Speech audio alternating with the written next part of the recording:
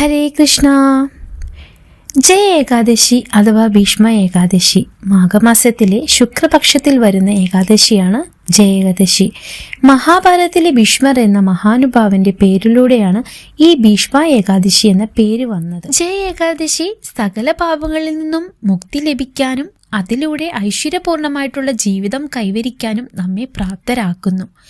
ദുർബാധകൾ ഒഴിഞ്ഞു പോവാനും രോഗപീഠകൾ ഒഴിഞ്ഞു പോവാനും ജീവിത ദുഃഖങ്ങൾ മാറി സന്തോഷകരമായിട്ടുള്ള ജീവിതം ലഭിക്കാനും സാഹചര്യം ഒരുക്കുന്നു.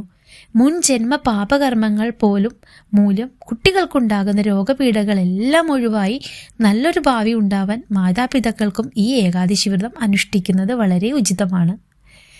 മുൻ ജന്മ പാപങ്ങൾ മൂലം അനുഭവിക്കുന്ന കുടുംബ ദോഷങ്ങൾ മാറി ഐശ്വര്യപ്രധാനമായിട്ടുള്ള ജീവിതം ഉണ്ടാവാൻ ഈ ദയാ ഏകാദശി വ്രതം എല്ലാവരും അനുഷ്ഠിക്കുന്നത് വളരെ നല്ലതാണ്.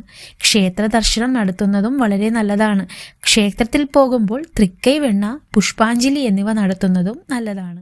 ജയ ഏകാദശി വ്രതം അനുഷ്ഠിക്കുന്നതിലൂടെ എത്ര വലിയ പാപങ്ങളിൽ നിന്ന് പോലും മോക്ഷം ലഭിക്കും എന്നാണ് പുരാണങ്ങളിൽ പറയുന്നത്.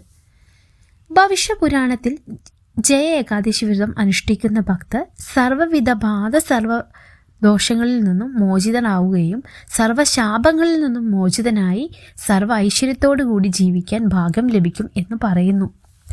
ഈ പ്രാവശ്യം ജയ ഏകാദശി തിഥി ഫെബ്രുവരി 7-ാം തീയതി രാത്രി 9:26 ആരംഭിച്ച് ഫെബ്രുവരി 8 രാത്രി 8:16 അവസാനിക്കുന്നു. ഫെബ്രുവരി 8 പകൽ 2:34 മുതൽ രാത്രി 2:03 വരെയാണ് ഹരിവാസരം വരുന്നത്. പാരണ വീടേണ്ടത് ഫെബ്രുവരി 9 രാവിലെ 7:06 മുതൽ 9:20 വരെയുള്ള സമയത്താണ് പാരണ വീടേണ്ടത്.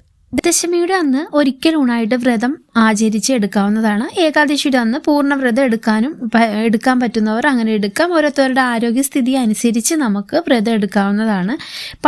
പഴങ്ങൾ, ഇളനീര്, പച്ചക്കറികളെല്ലാം കഴിച്ച് വ്രതം എടുക്കാവുന്നതാണ്. വിഷ്ണു സഹസ്രനാമം, കൃഷ്ണാഷ്ടകം, ഭാഗവതം എന്നിവ പാരായണം ചെയ്യുന്നതും വളരെ നല്ലതാണ്.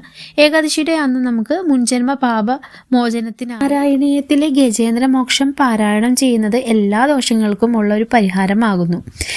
ജയ ഏകാദശി അഥവാ ഭീഷ്മ ഏകാദശി യഥാവിധി അനുസരിച്ച് എല്ലാവിധ ശാപങ്ങളിൽ നിന്നും ബാധദോഷങ്ങളിൽ നിന്നും മുക്തി നേടി സർവ്വ ഐശ്വര്യ പ്രാപ്തമായിട്ടുള്ള ഒരു ജീവിതം ലഭിക്കാൻ എല്ലാവർക്കും സാധിക്കട്ടെ എന്ന് പ്രാർത്ഥിക്കുന്നു.